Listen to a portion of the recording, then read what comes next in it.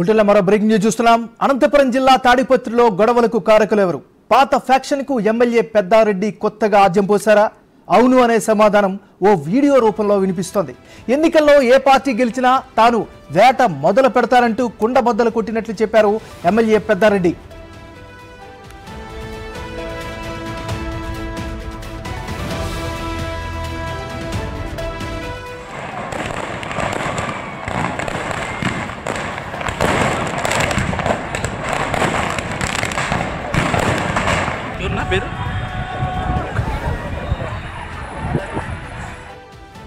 ఆ వేట మొదలు పెట్టినప్పుడు తట్టుకునే శక్తి అవతలని కూడా ఉండాలి.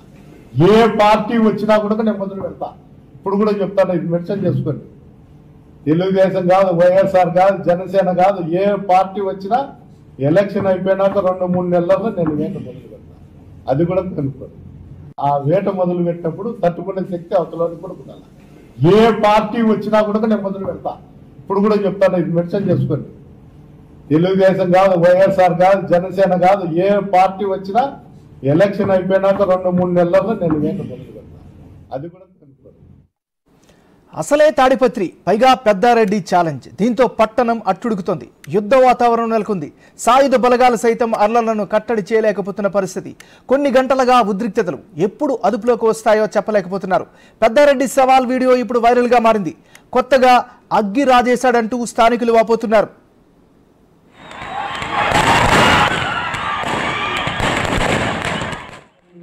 తట్టుకునే శక్తి అవతలని కూడా ఉండాలి. ఏ పార్టీ వచ్చినా కూడా నేను మొదలు పెడతా. ఇప్పుడు కూడా చెప్తాను, ఇది మెన్షన్ చేసుకోండి. తెలుగుదేశం కాదు, వైఎస్ఆర్ కాదు, జనసేన కాదు, ఏ పార్టీ వచ్చినా ఎలక్షన్ అయిపోయినాక 2-3 నెలల్లో నేను వేట మొదలు పెడతా. అది కూడా కనుక్కోండి. ఆ వేట మొదలు పెట్టినప్పుడు తట్టుకునే శక్తి అవతలని కూడా ఉండాలి. ఏ పార్టీ వచ్చినా కూడా నేను మొదలు పెడతా. ఇప్పుడు కూడా చెప్తాను, ఇది మెన్షన్ చేసుకోండి. తెలుగుదేశం కాదు, వైఎస్ఆర్ కాదు, జనసేన కాదు, ఏ పార్టీ వచ్చినా ఎలక్షన్ అయిపోయినాక 2-3 నెలల్లో నేను వేట మొదలు పెడతా. అది కూడా కనుక్కోండి.